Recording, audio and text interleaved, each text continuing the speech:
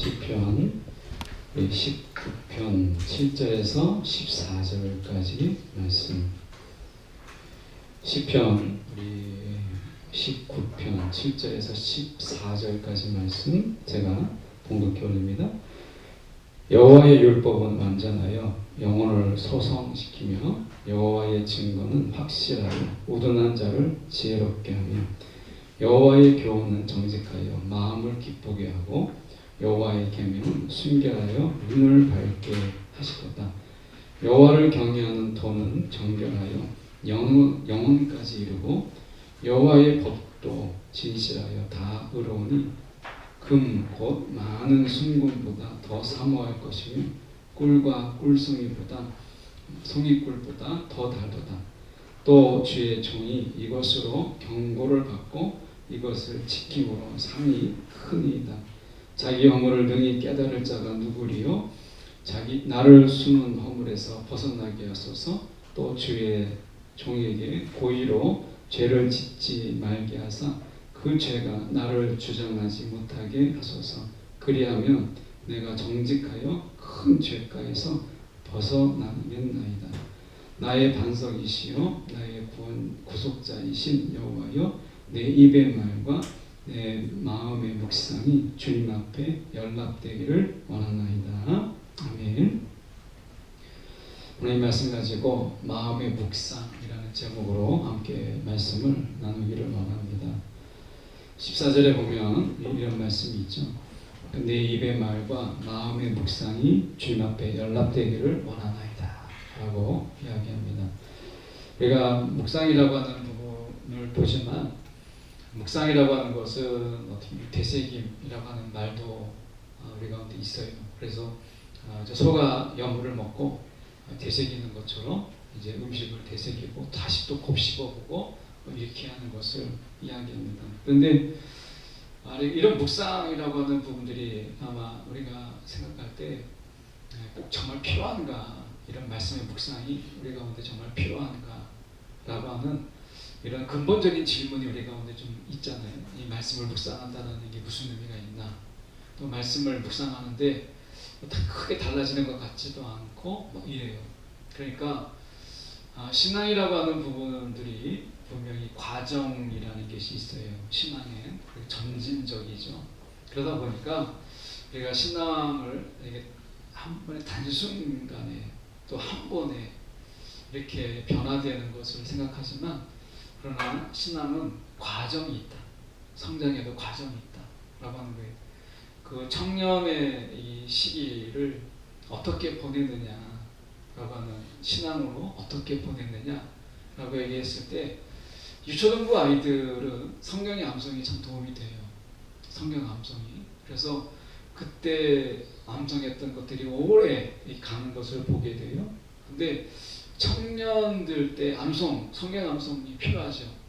근데 청년 때는 성경의 암송보다 성경의 묵상을 자꾸 권하는 이유가 무엇이냐면, 암송은 이제 성경을 내가 암송하는 거잖아요. 내가 기억하고 있는 것인데 그 의미를 몰라도 성경을 내가 암송하고 있는데 나중에 살아가면서 이게 이 뜻이구나 라고 하는 것을 많이 경험할 시간들이 많은데, 청년의 신앙은 우리가 그 말씀을 암송하고 있는 말씀을 우리가 물론 이제 살면서 그것을 이런 뜻이구나 저런 뜻이구나 라는 것을 알아갈 수 있지만, 청년의 때는 많은 생각이 여러분에게 공급되는 시간이잖아요. 굉장히 많은 지식들과 지혜들과 철학과 또 많은 사상, 이런 것들이 한꺼번에 여러분에게 막 몰려드는 이런 시기이기 때문에 생각이 많은 시간이죠. 생각이. 그 단순한 암송보다는 생각이 많은 시기이기 때문에 여러분 생각의 크기와 생각의 길과 생각의 깊이를 어느 때보다도 많이 할 때가 청년의 때이기 때문에 성경의 말씀을 여러분이 깊은 사고와 또 깊은 어떤 이 생각 속에서 감당하는 게 좋다라고 하는 거예요. 그래서 청년의 때는 단순한 성경의 암송보다는 성경으로 생각하는 이런 시간들이 많은 게 좋다는 거예요. 왜냐하면 마음의 묵상이라는 이 14절의 말씀을 다른 성경에서 번역을 보면 마음의 생각이라고 번역을 하고 있거든요. 마음의 생각. 그 마음에도 생각이 있다는 거예요. 그래서 여러분이 정말 아마 여러분이 지금처럼 나중에 살다 보면 아마 청년의 때처럼 생각이 많은 때가 또 있었나 싶을 정도로 여러분의 생각이 정말 많아.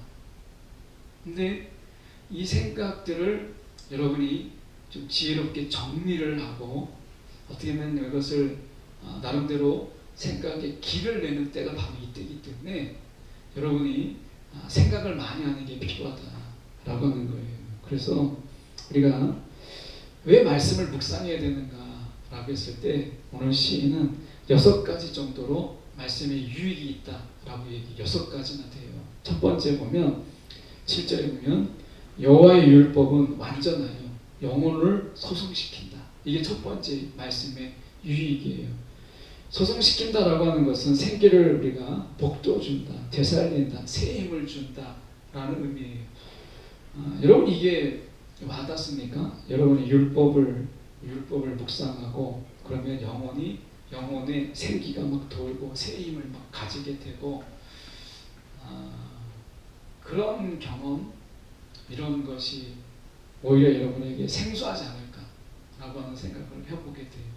근데 이런 경험이 좀 필요한 부분인데 그런 부분들을 우리가 좀 뒤로 하고 우리가 일단은 율법을 묵상했을 때 여러분에게 주는 영적인 유익들을 우리가 하나씩 보면 우리가 영혼을 소성시킨다. 영혼의 새 힘을 불어넣어주고 우리 가운데 뭔가 생기를 복돋아준다 라고 하는 거예요. 두 번째로 보면 여호와의 증거는 확실하여 무둔한 자를 지혜롭게 한다. 인생의 지혜가 말씀의 묵상에 있다 라고 하는 거예요. 그리고 세 번째가 여호와의 교훈을 정직하여 교훈은 정직하여 마음을 기쁘게 한다. 이게 이제 세 번째 마음을 기쁘게 한다. 여러분의 표정을 보니까 점점 여러분하고 멀어지는 것 같아요. 이게 세 가지 벌써 세 가지 했는데 나와 상관없는 여러분과 점점 멀어지는 느낌을 갖잖아요. 네 번째 보면 순결하여 눈을 밝게 한다. 이 어두운 세상에 눈을 밝게 한다 하는 것이고 우리가 다섯 번째 보면 여호와를 경외하는 도는 정결하여 우리가 영원까지 이른다. 영생에 대한 소망을 가지게 하고 여섯 번째가 여호와의 법도는 진실하여 한다. 우리가 다 의로우니 우리를 의롭게 한다 라고 하는 우리가 말씀의 묵상의 유익들이 이렇게 있어요. 여러분 우리가 이 6가지를 이야기할 때 야 그래 맞아 이렇게 할 수 있는 게 한 가지라고 있다면 정말 감사한 거예요. 근데 하나도 와닿지 않는다. 이 6가지가. 그래도 여러분 용기를 잃지 말아야 될 게 여러분이 이제 한참 신앙에 어떻게 보면 신앙적으로 보면요. 여러분 우리의 신앙이라는 어쩌면 유아기와 같은 그런 시기예요. 한참 이제 말씀에 대해서 단맛을 알고 왜냐하면 말씀해 보십시오. 우리가 이제 맛을 안 깨닫는 거예요. 10절에 보십시오. 금 곧 많은 순금보다 더 사모할 것이며 꿀과 송잎꿀보다 더 다르다. 이 말은 이제 말씀의 맛을 좀 알아갈 때이거든요. 마치 어린아이가 이제 이유식을 먹으면 그 이유식을 먹으면 이제 음식의 맛을 깨닫게 돼요. 과일을 먹고 처음 태어나서 막 신 과일도 먹고 달콤한 과일도 먹고 때로는 달짝지근한 어떤 것을 먹을 때 아이가 이제 맛을 익히는 거잖아요. 그러니까 청년의 시기가 뭐냐? 오늘 시편의 말씀으로 본다면 여러분이 말씀의 맛을 깨닫기 시작하는 때예요. 이제 이게 맛이 이런 거구나 라고 하는 거죠. 여러분이 두리안을 이제 먹어보신 분도 있죠. 두리안 그때 갔을 때 그 두리안을 우리가 먹어보면 막 냄새나고 하는데 그게 입맛에 딱 맞으면 계속 두리안이 이게 맛있는 걸 아는 거잖아요. 그러니까 우리가 선교지에 가면 처음 보는 과일도 있고 그 나라 음식도 있어요. 대체적으로 저는 음식에 대해서 모험을 하지 않는 편이라서 입맛에 맞은 거 한번 맞았다 그러면 그 나라에 가도 계속 그것을 주로 먹어요. 제가 선교지에 가서 제일 고생한 나라가 중국이에요. 중국에 선교를 가면 늘 항상 이 호텔에서 누군가가 뭔가를 사준다. 오늘 풍성한 음식이 있다 하는 그날에는 꼭 그날 아침에 탈이 나가지고 약을 먹다든지 이렇게 돼서 음식을 못 먹게 되는데 중국에서도 제가 가급적이면 먹던 음식은 먹지 새로운 음식에 대해서 전혀 도전을 안 해요. 그 선교지에서 특히 더 그런데 장이 워낙 이제 예민하다 보니까. 근데 우리가 선교지에 가서 새로운 음식들 또 새로운 환경들 이런 것을 보게 됐을 때 처음 어떤 과일을 먹는다 그러면 그 맛을 익히게 되잖아요. 저는 여러분이 이 청년의 때 이 말씀의 맛을 좀 잘 이렇게 맞췄으면 좋겠다. 예를 들어서 우리가 바나나, 여러분이 필리핀에 가서 제가 바나나를 먹은 게 있는데 우리나라에서는 바나나가 노랗잖아요. 근데 필리핀에 가서는 그렇게 노란 바나나를 먹는 게 아니라 이제 푸른 바나나를 먹어요. 근데 제가 바나나 하나를 먹은 게 이게 아직 익지 않아가지고 얼마나 딱딱한지 맛도 너무 없는 거예요. 근데 제가 그 바나나는 이런 거야. 정말 맛이 없는 거야. 그냥 떨떠름하고 뭐 이런 거야 라고 했다면 그 다음부터 바나나를 안 먹잖아요. 그러면 그게 손해라는 거예요. 그러니까 여러분이 지금 청년의 시기 때 말씀의 맛을 어떻게 길들이느냐, 청년의 때 여러분의 말씀이 어떤 맛을 여러분이 익히느냐에 따라서 평생 여러분의 말씀을 가까이 할 수도 있고 아니면 선입견 때문에 말씀을 멀리 할 수도 있어요. 그러니까 지금 시인이 말씀을 뭐라고 비유하냐면 이 맛을 먹는 것과 꿀과 같은, 이 맛을 디디는 것과 같은 것에 비유하잖아요. 여러분 입맛에 길들이는 것은 굉장히 중요해요. 그래서 어떤 음식에 대해서 어떻게 먹느냐, 처음 먹는 맛이 그 음식을 가까이 할 수도 있고 아주 멀리 할 수도 있어요. 여러분이 말씀의 묵상이 그래서 중요하다고 볼 수 있어요. 아마 여러분이 말씀을 묵상을 하다가 이게 금방 그만두고 포기하는 이유는 맛이 없어서 그래요. 그 맛을 모르기 때문에 그래요. 맛을 모르면 더 이상 도전하거나 여러분이 그것을 계속할 수가 없어요. 좀 하기가 쉽지 않아요. 그래서 시인은 이야기하기를 네가 꿀과 소미꿀보다 더 달도다 이렇게 얘기하잖아요. 근데 시인은 이 말씀의 묵상이 얼마나 단지 이거죠. 저는 그래서 여러분에게 이야기하고 싶은 게 뭐냐면 적어도 이 말씀이 달다, 적어도 쓴 게 아니고 달다라고 하는 이 일에서만큼은 공감했으면 좋겠다는 거예요. 거기까지 해보라는 거예요. 말씀의 묵상을 어디까지 해봐야 됩니까? 이걸 계속하는데 어디까지 계속해야 됩니까? 라고 얘기했을 때 질문한다면 저는 여러분에게 이 말씀을 좀 적용해 본다면 적어도 이 시인이 이야기했던 것처럼 야 그래 말씀의 묵상이 정말 다르구나. 하나님의 말씀이 이렇게 단지 몰랐다. 여기까지는 좀 해보라는 거예요. 여기까지. 여러분 어떤 사람은 말씀의 묵상을 하는데 그냥 무덤담만 아무 맛도 아닌 그냥 무맛이. 그냥 맛도 아무 맛도 아닌 거예요. 쓰다 달다 말할 수 없는 요게 사다가 멈춘 사람이 있다면 조금 더 해보십시오. 나는 말씀 묵상하니까 좀 쓰다가 그러면 맛을 제대로 못 느낀 거예요. 내가 좀 했는데 너무 짜더라. 그렇다면 여러분 잘못 간 거예요. 그러니까 여러분 말씀의 묵상이 적어도 이 시인의 이야기처럼 꿀보다 달다, 숭이꽃보다 달다 라고 하는 이 맛을 한번 느낄 때까지 해보라는 거예요. 적용을 해보라는 거예요. 정말 그런가?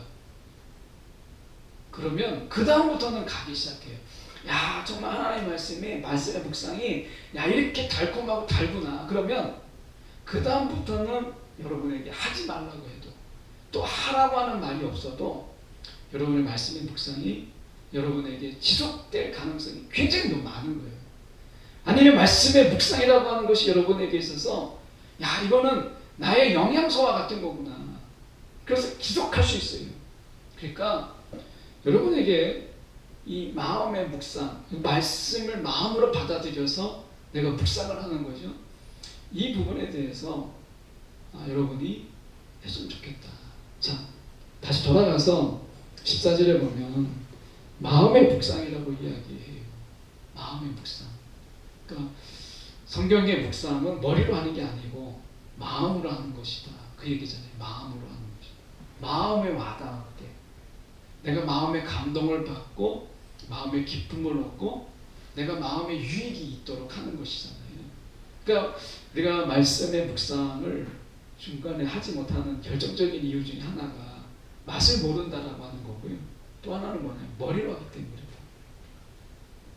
머리로 하기 때문에. 그러니까 머리가 아픈 거예요. 묵상을 하면. 근데 시인은 뭐라고 얘기했어요? 이 묵상을 마음으로 했다고 이야기를 해요. 마음의 묵상을 했다라고 하는 거예요. 제가 이 말씀을 오늘 하는 이유는 좀 목적이 있어요. 그것은 뭐냐면 우리가 큐티를 여러분이 이렇게 하다가 하지 않고 이제 시작도 안 해본 친구들도 있고 하다가 중단한 친구도 있고 자꾸 우선순위에서 밀리잖아요. 여러분 말씀의 묵상이. 여러분 그렇지 않아요? 내가 아침이 되면 그래 낮에는 해야지 하다가 낮 시간 되면 저녁에 해야지 하잖아요. 저녁에 되면 자야죠. 언제 그걸 묵상하고 있습니까? 그러니까 계속 밀리는 거예요. 내일 해야지 모레 해야지 되는 거예요. 그러면 언제 하죠? 결국에 말씀의 묵상이 마음에서 점점 멀어지게 돼요. 묵상을 안 하게 되면 말씀이 여러분의 마음에서 멀어지게 돼요. 그러면 마음의 지배를 누가 하죠? 마음의 다스림은 이제 말씀이 내 마음을 지배하고 말씀이 내 마음을 다스리는 게 아니라 여러분의 마음, 청년 때의 이 마음은요 뭔가로 인해서 다스려져야 되잖아요. 청년의 마음 때는 어디를 튈지를 모르는 그런 혈기왕성한 마음이잖아요. 근데 이 왕성한 혈기왕성한 마음, 청년의 때에 여러분, 그러니까 여러분의 마음을 지키라는 거예요. 청년의 때 무엇보다도 여러분의 마음을 지키라는 거잖아요.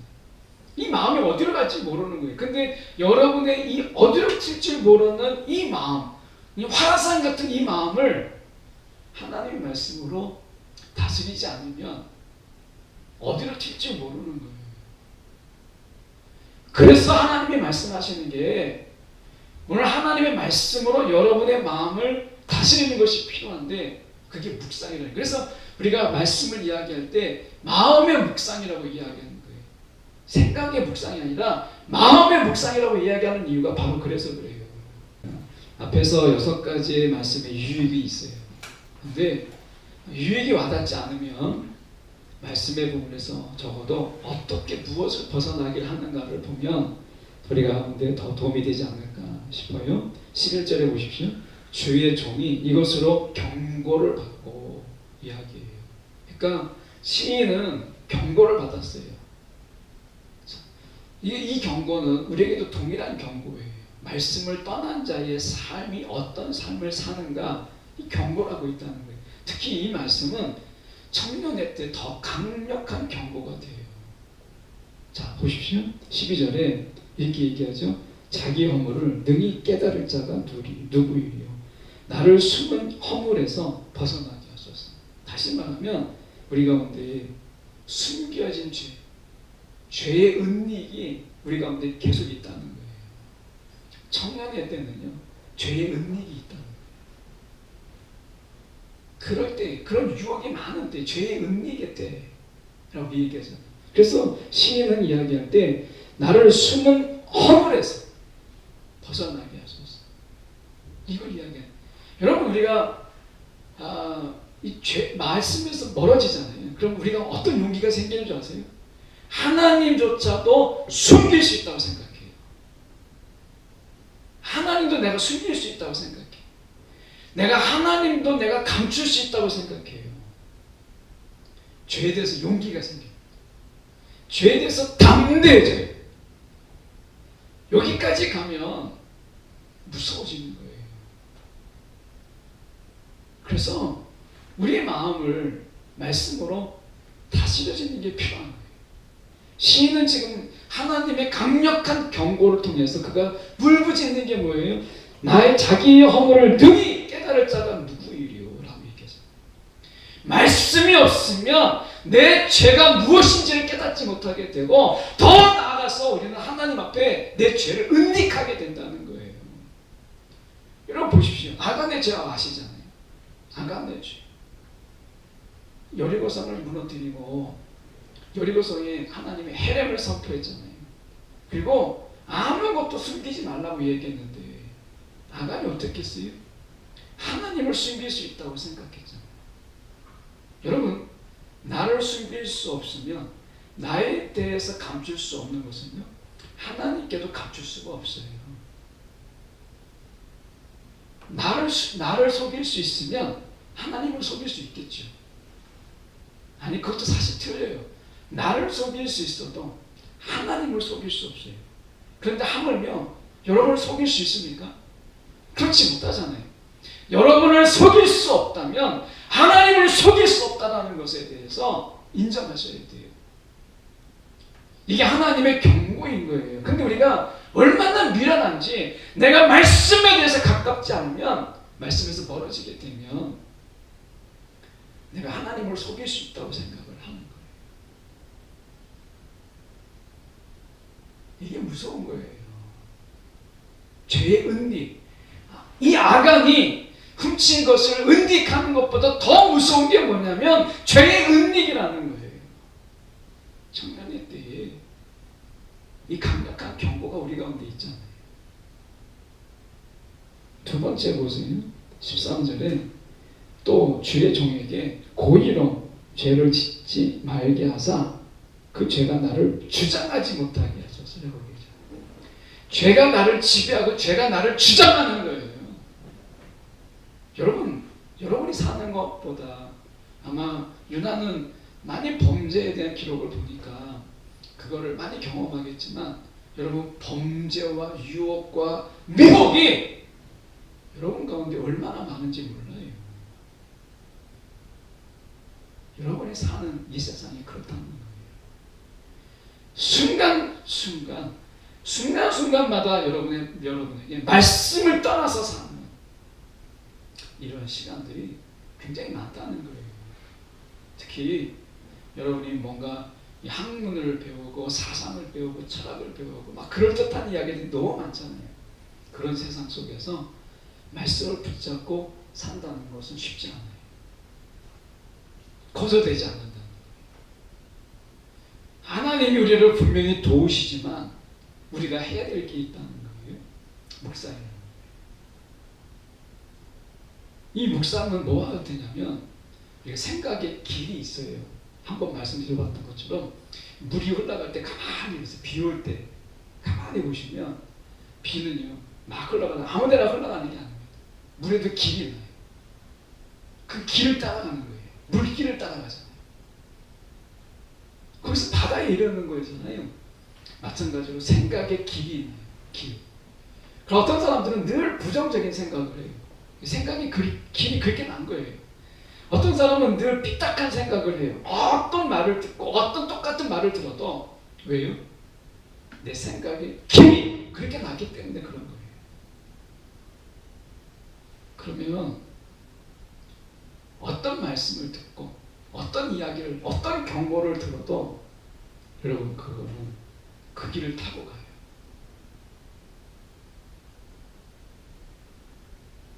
여러분, 그래서 여러분이 길을 내는 게 중요한데, 인생을 제가 살아보니까, 여러분보다 조금 더 살았잖아요. 인생을 좀 살아보니까 어떠냐, 생각의 길은 청년 때 결정이 되더라고요. 청년 때. 청소년기 때 어떻게 보냈느냐, 이것보다 청년의 때 생각의 길이 굳어져 버려요. 늘 그렇게 생각하는 거예요. 그래서 여러분이 생각의 길을 우리가 곱게 아름답게 하는 게 참 중요하다. 근데 이거 아름답게 할 수 있는 게 뭐냐, 바르게 할 수 있는 게 뭐냐, 철학은 아니에요. 철학은 도움은 되지만 결정적이지는 못해요. 철학은 아니에요. 저도 대학 때 심리학에 깊이 빠진 적이 있어요. 그래서 과를 바꿀 생각도 할 정도로 심리학에 관한 책들을 정말 많이 읽었어요. 그런데 심리학도 아니더라고요. 중요한 게 뭐냐면 말씀이에요. 말씀이 여러분의 마음에 길을 내요. 마음의 길. 그래서 예수님이 뭐라고 말씀하시지? 내가 길이요 진리라고 얘기해요. 길이다 라고 말씀하셨어요. 여러분, 생각의 길, 마음의 길을 어떻게 내느냐에 따라서 인생이 바뀌는 거예요. 생각의 길이 한번 잘못 나면 예수님을 여러분 같이 있어도 그것을 벗어나지 못해요. 가룟 유다를 보세요.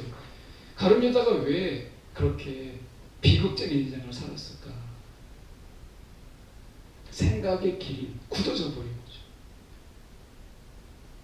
그 길이 바뀌지 않는 거예요. 그렇게 되면 여러분 예수님 옆에 있어도 달라지지 않아요. 오늘 말씀해 보십시오. 이렇게 말씀하잖아요. 지금 보면 내가 정직하여 큰 죄가에서 벗어나겠나이다 라고 얘기해요. 오늘 우리가 그가 이야기할 때 죄의 은리, 숨은 험을 이야기하잖아요. 이 부분에서 벗어나게 해주십시오 라고 얘기해요. 또 하나, 죄가 나를 주장하지 않게 해달라고 이야기를 하잖아요. 이 두 가지를 이야기하잖아요. 이 두 가지를 놓고 그가 이야기하는 거예요.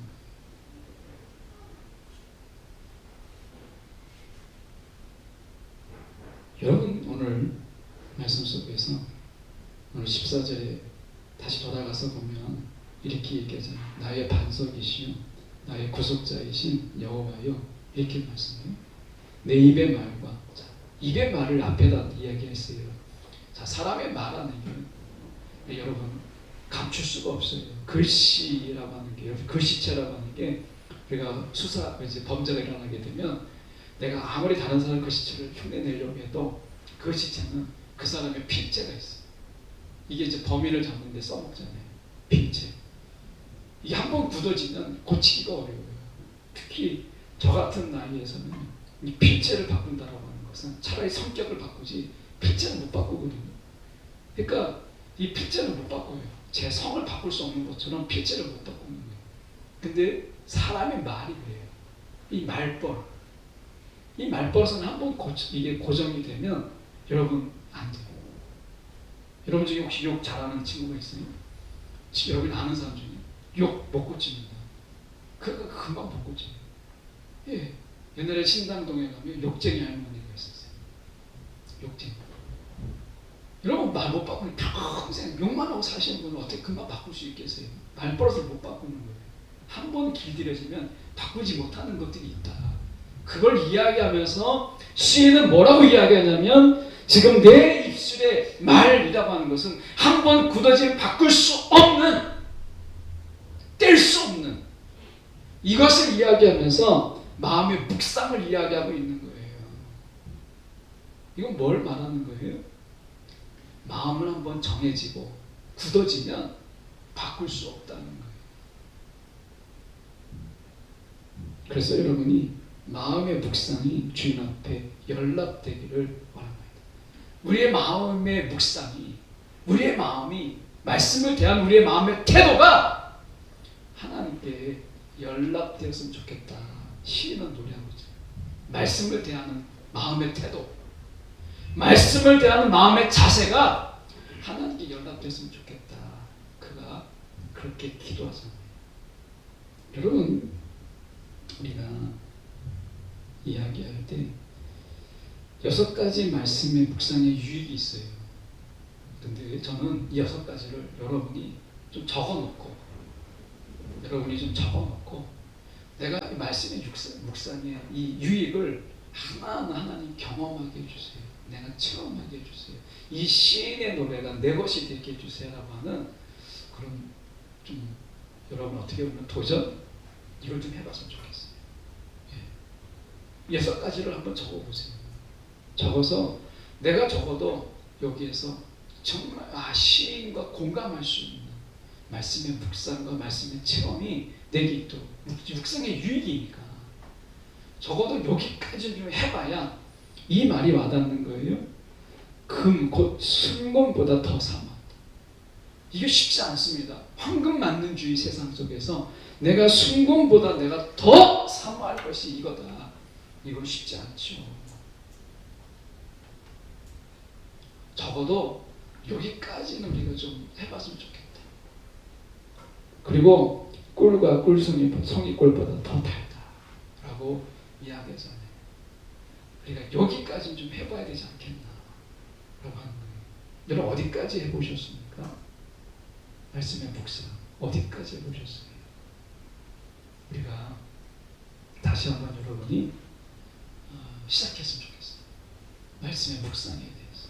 이것은 하다가 말 것이 아니라 내가 몇 번 해봤다 이렇게 끝날 게 아니라는 이거는 그냥 내가 좀 해보다가 바쁘니까 못하겠다 이렇게 해서 될 게 아니라는 거예요.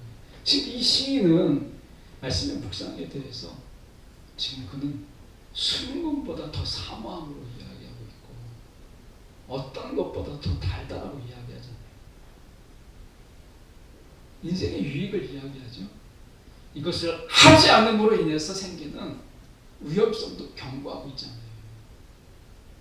그러면 여러분이 긍정적인 사람이라면 유익을 보고 한번 해보시고요. 여러분이 부정적인 사람이라면 경고를 듣고 하세요. 예. 시인은 우리가 부정적인 사람이라도 이 경고를 듣고 하기를 원하고 있고요. 여러분이 긍정적인 사람이라면 이 유익을 듣고 행하기를 원하고 있잖아요. 여러분이 오늘 이 마음의 묵상이 저는 말씀의 묵상이라고 안 하고 지금 이 시인이 이야기한 것처럼 마음의 묵상입니다. 마음의 묵상. 여러분이 말씀을 가지고 마음을 여러분이 길들이고 마음을 내가 훈련하는 일에 여러분이 시작해 보는 거예요. 중단했다면 이건 중단할 게 아니라는 거죠. 중단할 것이 아니라 중단할 수 없는 거라고 이야기하고 있는 거예요. 시인은. 그래서 여러분이 이걸 감당했으면 좋겠다라고 하는 거예요. 특히 청년들이 여러분이 이 마음의 묵상 이것을 우리가 너무 쉽게 좀 웃어주니까 자꾸 뒤로 밀리잖아요. 네. 그래서 여러분이 나는 유익보다는 경고에 대해서 여러분이 귀담아 들었으면 좋겠다 라는 생각을 가지게 돼요. 죄는 언제나 우리의 말과 생각을 회방하고 방해하죠. 그래서 우리가 말씀 앞에 서는 것을 제일 싫어하는 게 누구냐? 죄예요. 말씀 앞에 서는 것을 제일 싫어해요. 우리의 묵상이라고 하는 것은 이 묵상의 다리를 통해서 죄의 유혹의 강을 건널 수 있는 거예요. 오늘 여러분이 이 묵상의 다리를 건너길 원해요. 이것을 통해서 죄의 유혹의 강을 건너가기를 원해요. 여러분, 내가 이 정도 할 수 있어? 안 됩니다. 말씀의 묵상, 다시 말하면 마음의 묵상이 없이는 마음을 우리 스스로가 다스리지 못해요. 예. 말씀으로 우리의 마음을 다스려지는 것이지 내가 뭔가 결심한다고 해서 마음이 다스려지는 것이 아니다 라고 하는 거예요. 오늘 다시 한번 말씀에 돌아가서 보죠. 우리가 7절에 보시면 여호와의 율법은 완전하여 영혼을 소성시키며 저는 당장 이 말씀이 저와 여러분이 말씀이 되길 원해요. 생기가 좀 생기고 그리고 뭔가 새 힘을 좀 얻었으면 좋겠어요. 말씀을 통해서.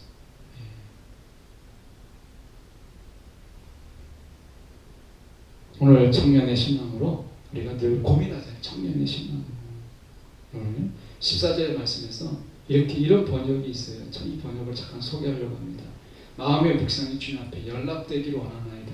이 말을 이 번역으로 잠깐 번역을 제가 소개하려고 하는데 내 마음의 생각이 언제나 주님의 마음에 들기를 바랍니다. 이런 번역이 있어요. 참 번역이 예쁘게 번역했어요. 여러분, 우리가 우리의 기도가 되길 원해요. 내 마음의 생각이, 저와 여러분의 마음의 생각이 언제나 항상 주님의 마음에 들기를 바랍니다. 여러분, 어떤 기도하세요? 여러분, 어떤 기도하세요? 우리가 정말 이 기도가 필요한 때가 아닌가 생각이 들어요.